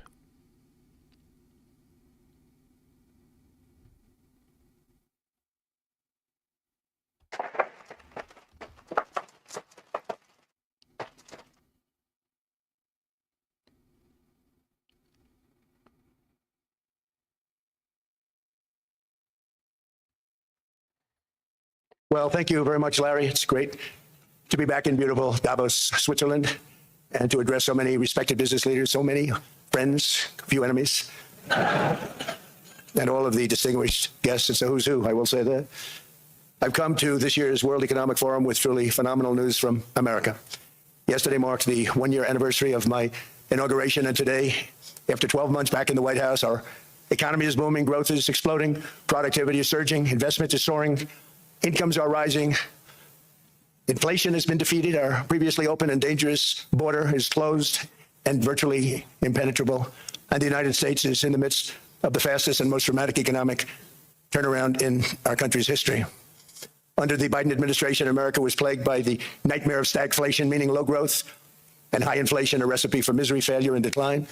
But now, after just 1 year of my policies, we are witnessing the exact opposite. Virtually no inflation and extraordinarily high economic growth like I believe you'll see very shortly our country has never seen before, perhaps no country has ever seen before. Over the past 3 months, core inflation has been just 1.6%. Meanwhile, fourth quarter growth is projected to be 5.4%, far greater than anybody other than myself and a few others had predicted. Since the election, the stock market has set 52 all-time high records. So that's in 1 year, 52 records, adding $9 trillion in value to retirement accounts, 401ks, and people's savings. People are doing very well. They're very happy with me. Since my inauguration, we've lifted more than 1.2 million people off of food stamps, and after 4 years in which Biden secured less than $1 trillion of new investment in our country, think of that, $1 trillion, substantially less than that. In 4 years, we've secured commitments for a record-breaking $18 trillion, and we think when the final numbers come out, they'll be closer to $20 trillion of investment. That's never been done by any country at any time, not even close. Just over 1 year ago, under the radical left Democrats, we were a dead country. Now we are the hottest country anywhere in the world. In fact, the United States economy is on pace to grow at double the rate that was projected by the IMF just last April. And with my growth and tariff policies, it should be much higher. I really believe it can be much higher than that. And this is all great news, and it's great for all nations. The USA is the economic engine on the planet, and when America booms, the entire world booms. It's been the history. When it goes bad, it goes bad. You all follow us down, and you follow us up, and we're at a point that I don't believe we've ever been. I never thought we could do it this quickly. My biggest surprise is I thought it would take more than a year, maybe like a year and 1 month. But it's happened very quickly. This afternoon, I want to discuss how we've achieved this economic miracle, how we intend to raise living standards for our citizens to levels never seen before, and perhaps how you too and the places where you come from can do much better by following what we're doing, because certain places in Europe are not even recognizable, frankly, anymore. They're not recognizable. And we can argue about it, but there's no argument. Friends come back from different places. I don't want to insult anybody and say I don't recognize it. And that's not in a positive way. That's in a very negative way. And I love Europe, and I want to see Europe go good, but it's not heading in the right direction. In recent decades, it became conventional wisdom in Washington and European capitals that the only way to grow a modern Western economy was through ever-increasing government spending, unchecked mass migration, and endless foreign imports. The consensus was that so-called dirty jobs and heavy industry should be sent elsewhere, that affordable energy should be replaced by the Green New Scam, and that countries could be propped up by importing new and entirely different populations from faraway lands. This was the path that sleepy Joe Biden administration and many other Western governments very foolishly followed, turning their backs on everything that makes nations rich and powerful and strong. And there's so much potential in so many nations. The result was record budget and trade deficits and a growing sovereign deficit driven by the largest wave of mass migration in human history. We've never seen anything like it. Quite frankly, many parts of our world are being destroyed before our very eyes, and the leaders don't even understand what's happening. And the ones that do understand aren't doing anything about it. Virtually all of the so-called experts predicted my plans to end this failed model would trigger a global recession and runaway inflation. But we have proven them wrong. It's actually just the opposite. In 1 year, our agenda has produced a transformation like America has not seen in over 100 years. Instead of closing down energy plants, we're opening them up. Instead of building ineffective money-losing windmills, we're taking them down and not approving any. Instead of empowering bureaucrats, we're firing them, and they're going out and getting jobs in the private sector for 2 and 3 times what they were making in government. So they started off hating me when we fired them, and now they love me. Instead of raising taxes on domestic producers, we're lowering them and raising tariffs on foreign nations to pay for the damage that they've caused. In 12 months, we have removed over 270,000 bureaucrats from the federal payrolls, the largest single-year reduction in government employment since the end of World War II. Nobody thought that was coming, but we had no choice. To make a country great, you can't have all federal jobs. We've cut federal spending by $100 billion and slashed the federal budget deficit by 27% in the single year. It's going to go down quite a bit more from that, driving inflation way down from the record highs of the Biden administration. Every month, they went up and up and up. I promised to cut 10 old regulations for every single new regulation, but instead I've cut, actually till this point, 129 regulations for every one new regulation approved. So every time they come in with a new regulation, we do at least 10, but so far it's averaging out to 129, if you can believe it. In July, we passed the largest tax cuts in American history, including no tax on tips, no tax on overtime, no tax on Social Security for our great seniors. We also provided 100% expensing. That's the one they like. And bonus depreciation for all new equipment and capital investments to help companies expand and shift production to America. They are so in love with it. They build a plant, they're able to deduct it immediately, the whole thing, rather than waiting 38 to 41 years in the old days. This is a miracle taking place. Nobody thought it would ever be done by any country, but it's done by us. It was what made my first term the most successful 4-year term that we've ever had from a financial standpoint. And now we've upped it. This is a 10-year program, not a 1-year program, but you're allowed to deduct everything in 1 year. It used to be 38 to 41 years. With tariffs, we've radically reduced our ballooning trade deficit, which was the largest in world history. We were losing more than $1 trillion every single year, and it was just wasted. It was going to waste. But in 1 year, I slashed our monthly trade deficit by a staggering 77%. And all of this with no inflation, something everyone said could not be done. There were a couple of brilliant people that actually thought I was doing the right thing. I thought. Yeah, look, inflation's not really sliced, bro. Like, I hate when he goes out there and does this because he says that a lot, but then like you really look at it like how it's definitely not down at how he says it is. I saw that inflation did go down I saw that it did go down a little bit, but it didn't go down to the point where people are able to go out there and really afford groceries, afford a place to live, just afford basic needs of anything right now. So Trump just says it's just like for showmanship. But I mean, again, he gets mad at the New York Times to sit there and like debunk what he says, but like it's just relatively true. So, but I digress. But I was doing the right thing. Now they all think I'm doing the right thing because they can't believe the numbers. American exports are now up by more than $150 billion. Domestic steel production is up by 300,000 tons a month, and it's doubling over the next 4 months. It's doubling and tripling, and we have steel plants being built all over the country. Nobody thought they'd see that. Factory construction is up by 41%, and that number is really going to skyrocket right now because that's during a process that they're putting in to get their approvals, and we've given very, very quick fast approvals. In the process, we've made historic trade deals with partners covering 40% of all U.S. trade. Some of the greatest companies and countries in the world. We have countries as our partner, too. The European nations, Japan, South Korea. They're our partners. They've gone into massive deals with us, especially on oil and gas. And these agreements raise growth and cause stock markets to boom, not only in the U.S., but virtually every country that came to make a deal, because, as you've learned, when the United States goes up, you follow. It's really become a staple. In America, I've stopped the nation-wrecking energy policies that drive up prices while sending jobs and factories to the world's worst polluters. They are indeed polluters. Under sleepy Joe Biden, new domestic oil and gas leases fell by 95%. He never fails to ever always go back to Joe Biden. And that's one thing I could kind of just like look back and say that's just very funny. I like it, of course, but I mean, like, he will find some way to throw it back on Joe Biden. That's just Trump. That's classic Trump right there. Think of that. And they wonder, why was gasoline going up so fast? The gasoline actually topped $5 a gallon, in some places $7 a gallon, and more than 100 major power plants were violently shut down by incompetent people that had no idea what the hell they were doing. Under my leadership, U.S. natural gas production is at an all-time high by far. U.S. oil production is up by 730,000 barrels a day, and last week we picked up 50 million barrels from Venezuela alone. Venezuela has been an amazing place for so many years, but then they went bad with their policies. 20 years ago, it was a great country, and now it's got problems, but we're helping them. And those 50 million barrels, we're going to be splitting up with them, and they'll be making more money than they've made in a long time. Venezuela is going to do fantastically well. We appreciate all of the cooperation we've been giving. We've been giving great cooperation once the attack ended.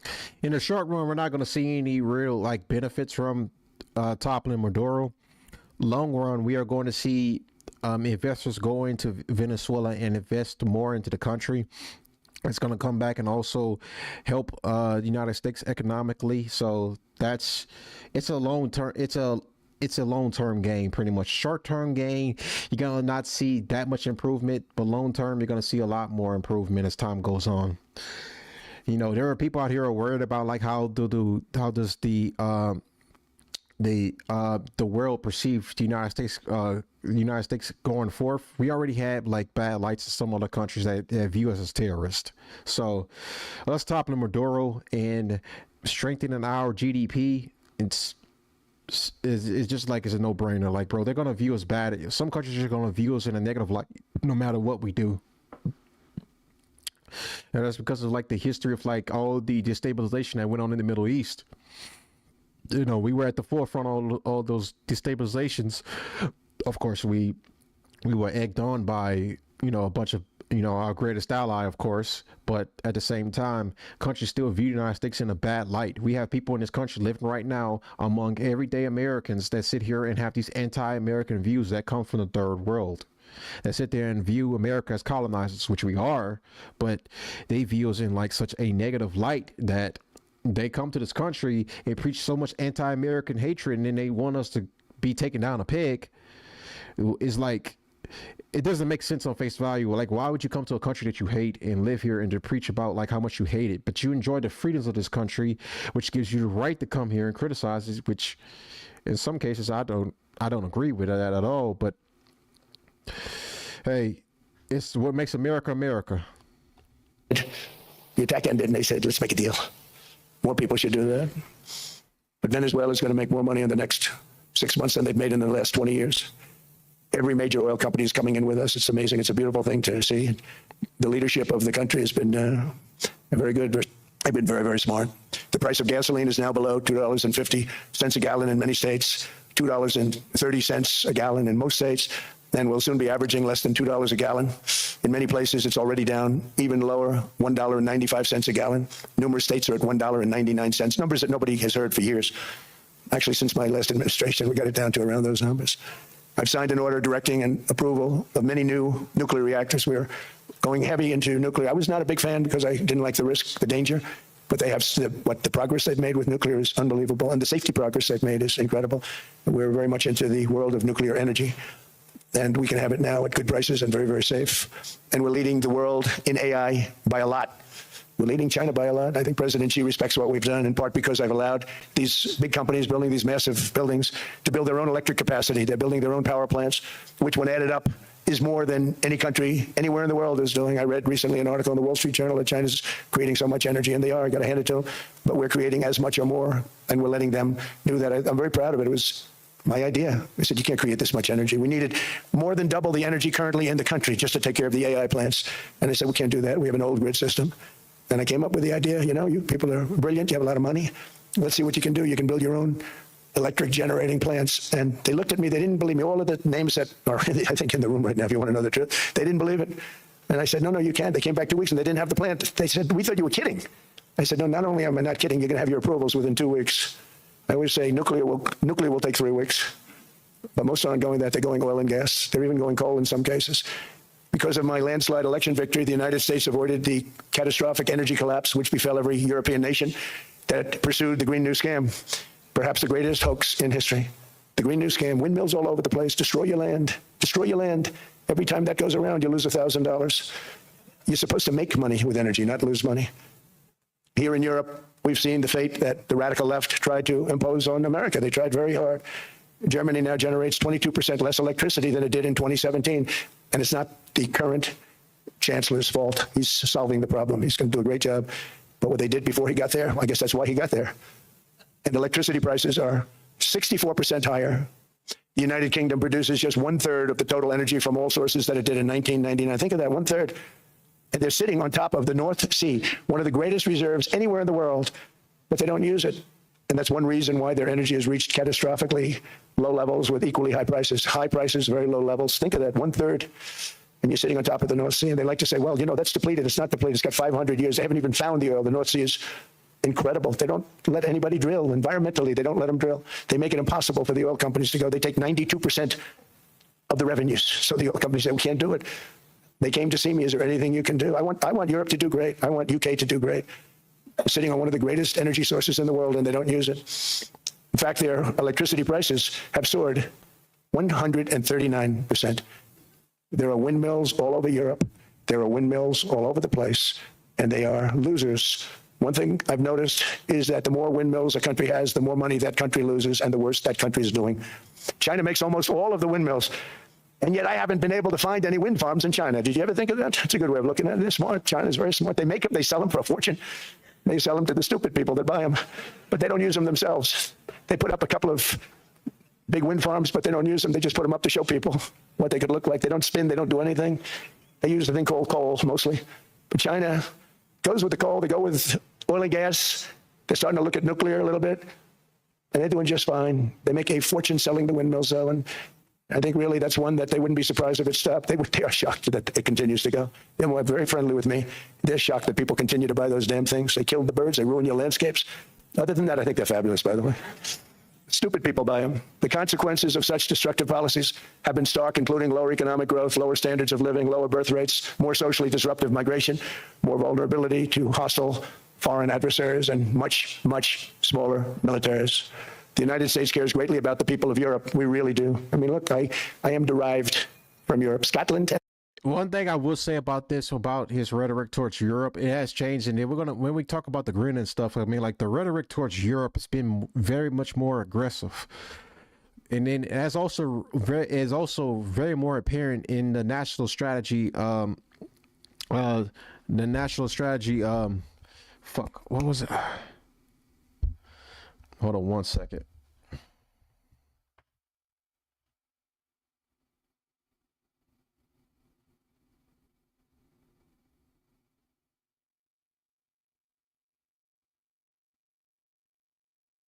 The national security strategy.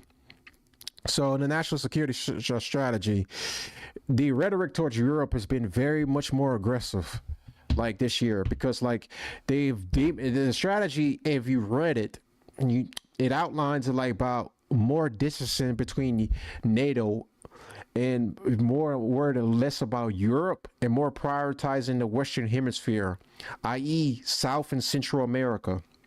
It's the reason why, like, basically in the national strategy, bruh,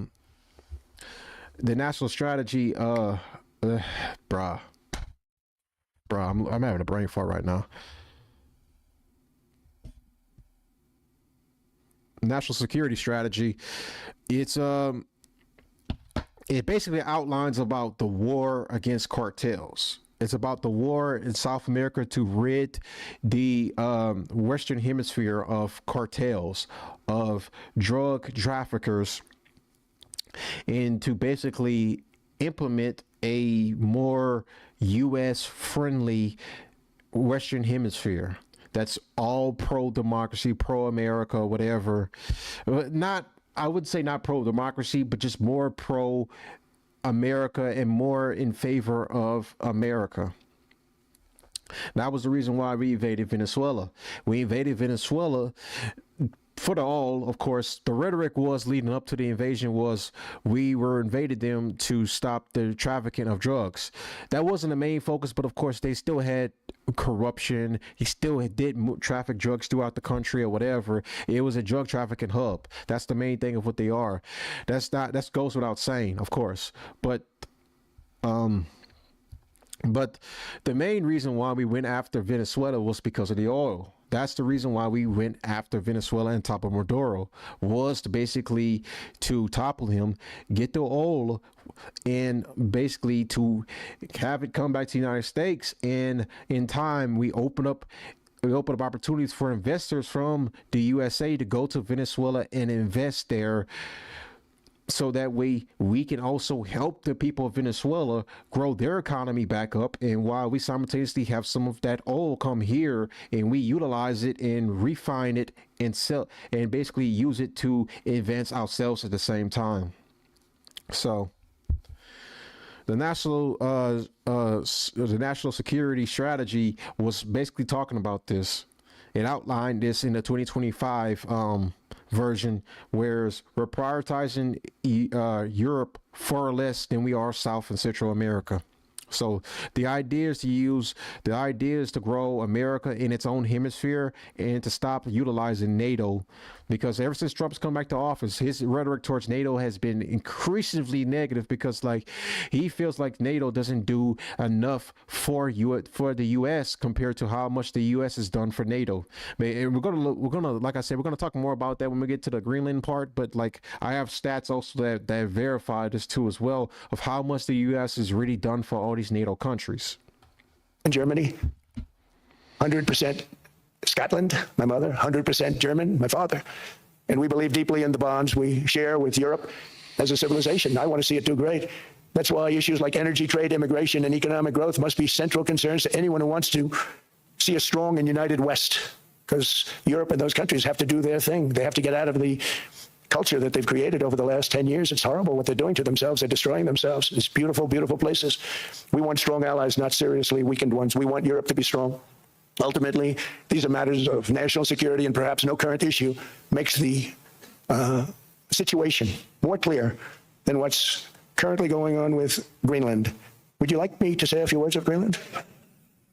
I was going to leave it out of the speech, but I think I would have been reviewed very negatively. I have tremendous respect for both the people of Greenland and the people of Denmark, tremendous respect. But every NATO ally has an obligation to be able to defend their own territory. And the fact is, no nation or group of nations is in any position to be able to secure Greenland other than the United States. We're a great power, much greater than people even understand. I think they found that out 2 weeks ago in Venezuela. We saw this in World War II, when Denmark fell to Germany after just 6 hours of fighting and was totally unable to defend either itself or Greenland. So the United States was then compelled, we did it, we felt an obligation to do it, to send our own forces to hold the Greenland territory. And hold it we did, at great cost and expense. They didn't have a chance of getting on it, and they tried. Denmark knows that. We literally set up bases on Greenland for Denmark We fought for Denmark. We weren't fighting for anyone else. We were fighting to save it for Denmark. Big, beautiful piece of ice. It's hard to call it land. It's a big piece of ice. But we saved Greenland and successfully prevented our enemies from gaining a foothold in our hemisphere. So we did it for ourselves also. And then after the war, which we won it big. Without us, right now you'd all be speaking German and a little Japanese, perhaps. After the war, we gave Greenland back to Denmark. How stupid were we to do that? But we did it. But we gave it back. But how ungrateful are they now? So now our country and the world face much greater risks than it did ever before because of missiles, because of nuclear, because of weapons of warfare that I can't even talk about. 2 weeks ago, they saw weapons that nobody ever heard of. They weren't able to fire one shot at us. They said, what happened? Everything was discombobulated. They said, we got them in our sights. Press the trigger, and nothing happened. No anti-aircraft missiles went up. There was one that went up about 30 feet and crashed down right next to the people that sent it. They said, what the hell is going on? Those defensive systems were made by Russia and by China. So they're going to go back to the drawing boards, I guess. Greenland is a vast, almost entirely uninhabited and undeveloped territory, sitting undefended in a key strategic location between the United States, Russia, and China. That's exactly where it is, right smack in the middle. It wasn't important nearly when we gave it back. You know, when we gave it back, it wasn't the same as it is now. It's not important for any other reason. We necessarily didn't have it or whatever. We had the range to do whatever we want on Greenland because of World War II when the Nazis invaded Denmark, of course. And we set up military outposts there, military bases in Greenland. And we were, without it being on paper, we were allowed to have as much military freedom there as much as we want. That was never put on paper. Now it's been put on paper. So that's the only difference. That's why that's a good segue into the next discussion. Reason, you know, everyone talks about. I'm gonna let this play for a little bit more, but then we're gonna segue into the next discussion because like pretty much all the rest of it, he's just gonna talk about Canada. We already saw that clip or whatever. This is the same speech. But then we're going to segue, after he gets off to the Greenland topic, we're going to segue into talking about Greenland now. The minerals, there's so many places, there's no rare earth, no such thing as rare earth. There's rare processing, but there's so much rare earth. And to get to this rare earth, you got to go through hundreds of feet of ice. That's not the reason we need it. We need it for strategic national security and international security. This enormous unsecured island is actually part of North America, on the northern frontier of the Western Hemisphere. That's our territory. It is therefore a core national security interest of the United States of America. And in fact, it's been our policy for hundreds of years to prevent outside threats from entering our hemisphere. And we've done it very successfully. We've never been stronger than we are now. That's why American presidents have sought to purchase Greenland for nearly 2 centuries. You know, for 2 centuries, they've been trying to do it. They should have kept it after World War II, but they had a different president. That's all right. People think differently. Much more necessary now than it was at that time, however. In 2019, Denmark said that they would spend over $200 million to strengthen Greenland's defenses. But as you know, they spent less than 1% of that amount. 1%, there's no sign of Denmark there. And I say that with great respect for Denmark, whose people I love, whose leaders are very good. It's the United States alone that can protect this giant mass of land, this giant piece of ice, develop it and improve it and make it so that it's good for Europe and safe for Europe and good for us. And that's the reason I'm seeking immediate negotiations to once again discuss the acquisition of Greenland by the United States, just as we have acquired many other territories throughout our history, as many of the European nations have. So this was before the announcement came of there was a deal reached? They've acquired. So that's why he's not saying that, oh, we already acquired Greenland in this deal, which was kind of the already established agreement already beforehand. It just, again, wasn't on paper. There's nothing wrong with it. Many of them, some went in reverse, actually, if you look. Some had great vast wealth, great vast lands all over the world. They went in reverse. They're stuck back where they started. All right, so we're just going to segue. Pretty much that's just the end of that. Okay, so now we're going to segue into the deal that was reached to basically have free reign in Greenland if, like I mentioned, like we didn't already have.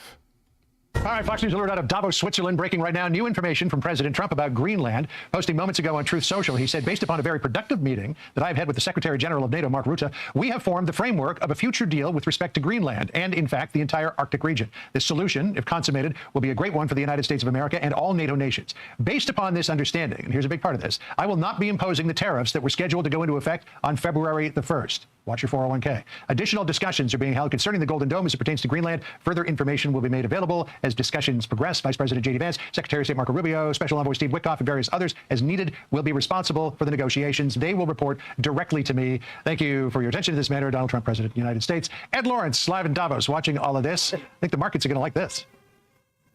Yeah, markets will like this. And one thing we've heard from, I've spoke to several commissioners from the European Union, and they said that they wanted to start from a place of negotiation. So maybe there would be some wiggle room for the European Union to come and talk about this. They did say, though, in unison, that the European Union would not sell Greenland. They said Greenland flat out is not for sale. So we're going to have to see where the movement on that will be. But clearly, the NATO Secretary General has been in President Trump's corner from the beginning of this. President posted on Truth Social a note that was passed to him from Mark Rutte, the Secretary General, supporting him and his strife for Greenland. The president is making the case here, and this is what we've heard from this administration, saying that the U.S. is the best position to protect Greenland should something happen from China or Russia. And that's the argument the president's making. And the administration coming in here saying, look, you need to allow us to make this argument, come in with an open mind, and we can negotiate something fair, because the point that the president made in his address today was that Denmark really hasn't put in the resources or the money needed to support to support Greenland the way it needs to be supported. So it'll be very interesting to see where this goes forward. But at least now we have a group of folks that have come together with a plan. And when the president, as you know, his strategy, he talks big, gets people talking, and then his next step is to put forth something. And this is where the negotiations can start. So maybe that's where we are at the moment, a starting point for negotiations. John? Mark Rutte was urging cooler heads to prevail, so we'll see if we're there. Ed, thank you for the update. Really appreciate it. Hey, Sean Hannity here. Hey, click here to subscribe to Fox News YouTube page and catch our hottest interviews and most compelling analysis. You will not get it anywhere else. All right, so that's that about that. All right, so now let's get into the article right here. This is from Yahoo News. Trump claims he has a framework for future deal on Greenland.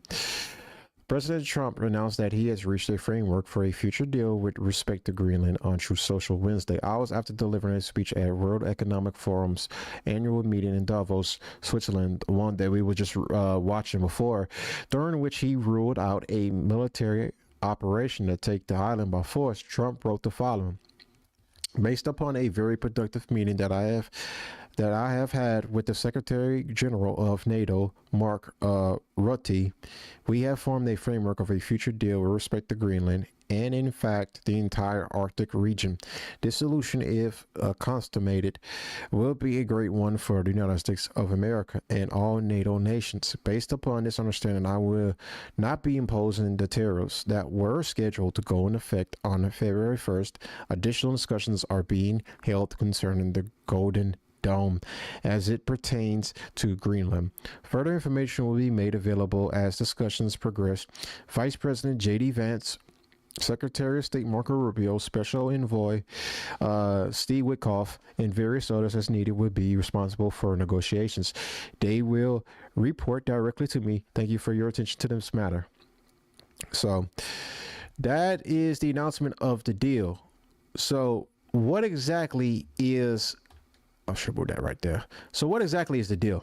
So this is from CNN, of course, and this is backdooring off of New York Times article that was the first one to really analyze this, but I think the CNN article did it far better in further breaking it down. So Trump's Greenland framework sounds a lot like an already existing 1951 deal. So I got the time wrong, but it was 1951 when we had this deal in place, which again was never put on paper by itself. We had a deal in place already that we had free reigns in Greenland, basically with all the military outposts that we have there. We basically could have as many military units there as we want, have as big as a base as we need, because of this deal that was already in place. It's just that it was shaken upon, but it was never put in paper. So let's go further into this. After President Trump said early Wednesday that he had secured the framework of a future deal on Greenland, nearly everyone involved was conspicuously tight-lipped about what it entailed. Asked to detail the terms, NATO Secretary General Mark Rutte simply referred to Trump's social media post, which included almost none. When CNN's Kathleen Collins asked Trump whether it met his demands to own Greenland, he paused and avoided the question. He said instead, it's a long-term deal. He called it infinite, and said it's the deal that's forever. The response appears to be telling in more than one way. Not only did Trump tellingly avoid the question about his central demand, which he appears to have folded on, but he referred to an aspect of the framework that already existed in a secretary agreement the U.S. has with Denmark, which controls Greenland.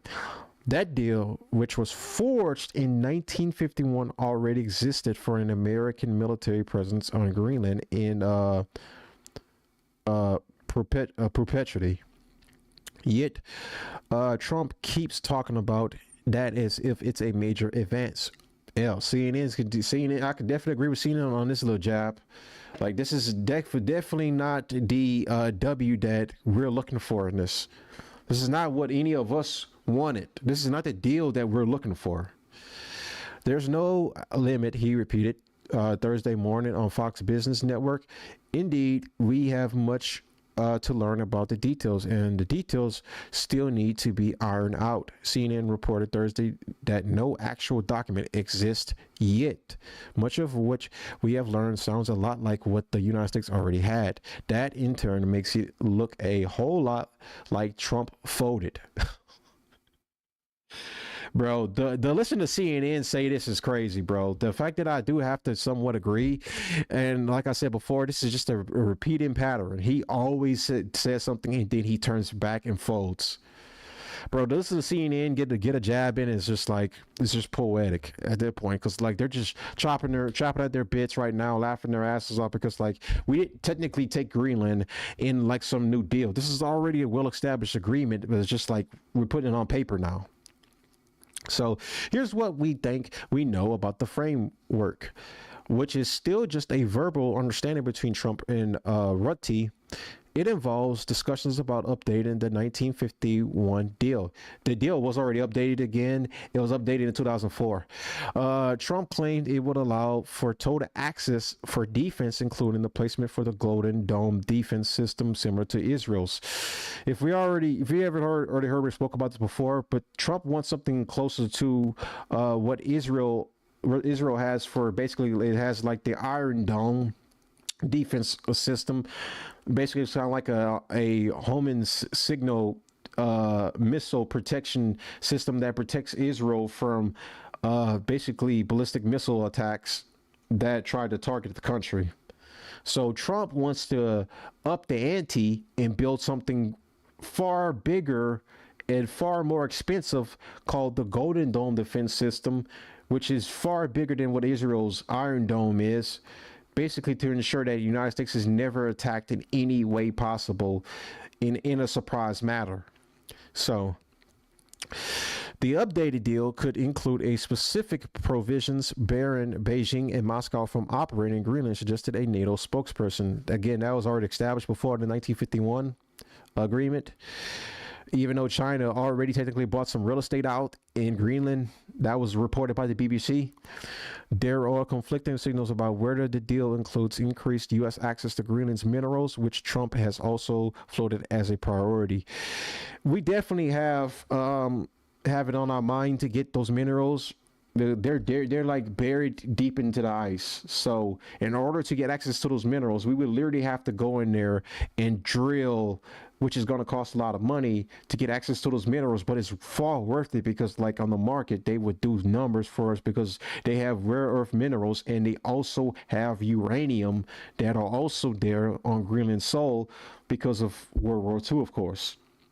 Because of, yeah, there was some uranium that got I forgot the full story exactly, but like somehow it got into the earth, the frozen glacier part of where Greenland's at, and there's a lot of uranium out there, and we could utilize that and make more nuclear weapons, and also nuclear energy to better help the economy, better help the environment, I mean. So that's the main thing right there when it comes to this deal. That outlines what the deal is and outlines that we basically we didn't get nothing new. We just got the same old that's already established. After Trump's ultimatum, Greenland talks include sovereign U.S. bases, no drilling for Russia. Negotiators have discussed proposals to check Russian-Chinese influence in the Arctic and transfer sovereignty over pockets of Greenlandic land to the U.S., an idea posed by Denmark. Discussions to resolve the future of Greenland have focused in recent days on proposals to increase NATO's presence in the Arctic, give America a sovereign claim to pockets of Greenland's territory, and block potential hostile adversaries from mining the island's minerals. Like I mentioned earlier, those elements described by 8 senior Western security and diplomatic officials offer the fullest picture yet of the contours of a potential Greenland compromise that President Trump announced on Wednesday without details. His move appeared to at least temporarily defuse an American-made transatlantic crisis over the Danish territory. So yeah, they've backed off the rhetoric about invading Greenland. So we won't invade Greenland now. Instead, we're just gonna continue on with the deal that we already had in place and like just go along like we wanted to just seize the territory to prevent our enemies from ever getting an advantage on us and them invading the territory themselves. But it just seems like to me it's just like it's a folding, it's backtracking, it's not following through, it's not doubling down, it's just like it's just pure slop from the GOP per usual, where they're not willing to follow through on their claims. Instead, they decided to just backtrack and just basically just concede the already established deal instead of going through and just taking Greenland fully for the purpose of and making it like a part of the United States, like annexing it and making it a territory of the United States government. But instead, we didn't do that. So, Trump reveals details of Greenland framework plan. Trump tonight returning home, leaving allies rattled, but touting a win on Greenland, even as he says negotiations over a future deal.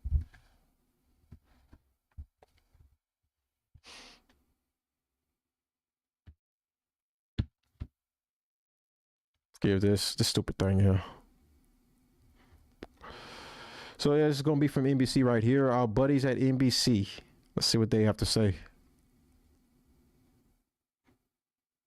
Trump tonight returning home, leaving allies rattled, but touting a win on Greenland, even as he says negotiations over a future deal are just getting underway. Essentially, it's total access. It's there's no end. There's no time limit. NBC News has learned the president has discussed adding U.S. troops and more military bases in Greenland, in part to support his Golden Dome missile defense system, still in its planning stages, according to 2 former U.S. officials. And the New York Times, citing 8 senior Western officials, reports proposals include giving America a sovereign claim over pockets of Greenland's territory, where U.S. bases would be located. Denmark's prime minister tonight saying we cannot negotiate on our sovereignty, and the president today acknowledging a deal might not include U.S. ownership of the Danish territory. Anything's possible, but in the meantime, we're getting everything we wanted: total security, total access to everything, have as many bases, have all the equipment that we want. An existing Cold War era treaty between the U.S. and Denmark already allows the U.S. to expand its military presence in Greenland. President Trump and other leaders are right. We have to do more there. We have to protect the Arctic against Russian and Chinese influence. President Trump earlier launching his own international organization, the so-called Board of Peace, created after the Gaza ceasefire, where he serves as chairman and the only one with veto power. This board has the chance to be one of the most consequential bodies ever created, and it's my enormous honor to serve as its chairman. More than 50 countries invited to join, at least 20 already on board, with Russia's Vladimir Putin still considering the offer, and allies like France. I'll update that. I'll update that right now. Putin accepted to join the Board of Peace. And the United Kingdom declining, citing concerns it could undermine the United Nations, whose emblem is similar to the Board of Peace's logo revealed today, with the U.S. front and center outlined in gold. And Peter, there's another headline we're tracking tonight. President Trump also making news, announcing he's suing one of America's biggest banks and its very powerful CEO. Tom, that's right. President Trump has sued J.P. Morgan Chase and its CEO, Jamie Dimon, accusing them of closing his accounts, dropping him as a client for political reasons, the president says, 5 years ago after the January 6th Capitol attack. The lawsuit is seeking $5 billion in damages. J.P. Morgan responding tonight saying it believes that suit has no merit. Tom? We thank you for watching. And remember, stay updated on breaking news and top stories on the NBC News app or watch live on our YouTube channel. Of course, they would say that.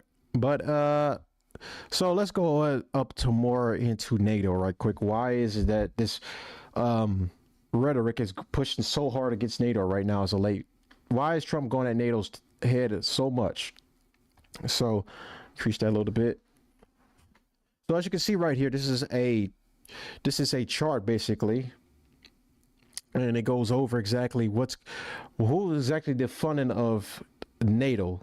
Who has funded more to this union of all these powerful European countries to come together Who is the most contributing country of them all? And as you can see from right here, from this chart right here, who's contributing to financing NATO? Direct financial contributions to the running of NATO in million US dollars. And right there at the bottom, $455 million from the US. Right next to it, 301 million from Germany, 218 million from France, I mean.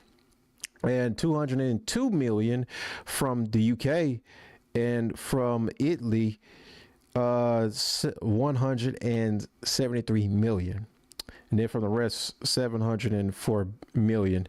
That's approximately, if they're adding all of them together, but if we were to go by individually, it would be far less than that. But the biggest contributor is the United States government. So this just goes to show you exactly why Trump has this problem with NATO right now. Is because he feels like they're not as contributing of a partner as the U.S. has been, and he feels like none of them are really living up to a real partnership. Okay, we don't get no benefit of being partners with them no more, and that's why he wants to strengthen the Western Hemisphere and make all countries stronger and pro friendly, not pro democracy, pro friendly towards America, because NATO has failed in a lot of ways, and he looks at it like more and more of a failure as years go on. They've already let their countries already being destroyed by massive amounts of immigration. Economically, they're getting destroyed. You know, medically, they're down in the pot. Some of them. It's like Europe is really going downhill over time, and Trump has criticized all these European leaders for not doing a better job of taking care of their own sovereign people, taking care of issues that's going on that he feels like they needs to be addressed by the leaders, but they're not doing their parts in like addressing these issues. So as you can see right here, this is another chart: defense expenditures of NATO member states in 2025 in billion USD. The United States, of course, 980. Right there next to it, Germany, again, United Kingdom, France. It just goes on and on. All the partners of NATO right here. United Kingdom, France, Italy, Poland, Canada, Spain, Turkey, Netherlands, Norway, Sweden, Denmark. That's just to name a few. All the partners do not contribute as much as the United States government has contributed to this partnership, if we can even call it that. It's just like the United States and just like all of its subordinates at this point. So in 2025, the United States spent an estimated 980 billion US dollars on defense. This makes their defense budget by far the biggest out of all NATO members. Germany was the country with the second highest defense expenditure at 93.75 billion US dollars, with the UK following in third. And you just look at more and more like this is like, bro, how are we able to sit here and it really come to to really come to this conclusion to sit here and say like NATO is more of a partnership. NATO is a beneficial partnership to the United States government, when in reality, when you look at it on stats, it's not. So I just look at this as not like beneficial. And I do agree with Trump that NATO does probably need to be disbanded, and we do need to prioritize our own hemisphere and grow up our own power in our own backyard. Because the European countries are failing its own people. They're letting mass migration come over there. They're letting them be flooded with a bunch of third worlders. They're letting their people literally go hungry right now. They're letting them come in there, They're being killed in their own streets. They're being destroyed right now. Europe is being completely and utterly wiped out from inside its own borders. So, and its leaders don't even care no more.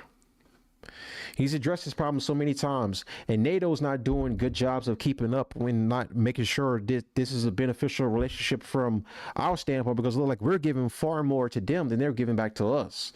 There's a reason why when Trump came into office that he had so much of a heated rhetoric with all these countries that are a part of the NATO alliance, that these guys are just not living up to the standards. So